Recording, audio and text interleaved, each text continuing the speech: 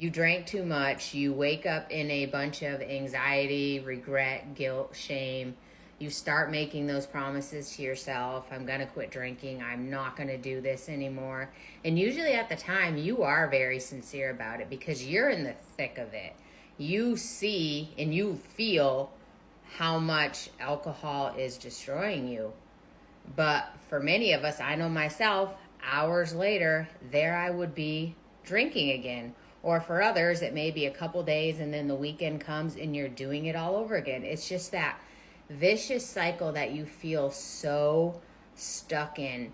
And the longer it goes on, the more the cycle repeats itself, that feeling of defeat just grows and you feel like you're just so buried underneath it and you just start losing hope. You start to believe that you can't ever quit. This is how it's going to be. This is never going to end. This is how my life is. So then you just get that F it attitude, and the regret and guilt is so strong that the only thing you know to do to get relief is to drink. You feel like you're constantly letting yourself down.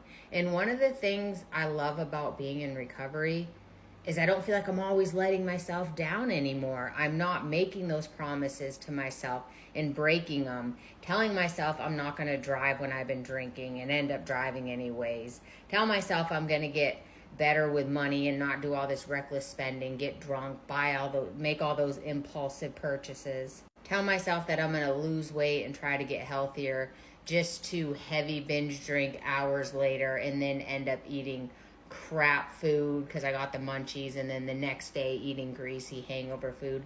Just constantly feel like I'm going backwards in life and letting myself down and the people around me down as well.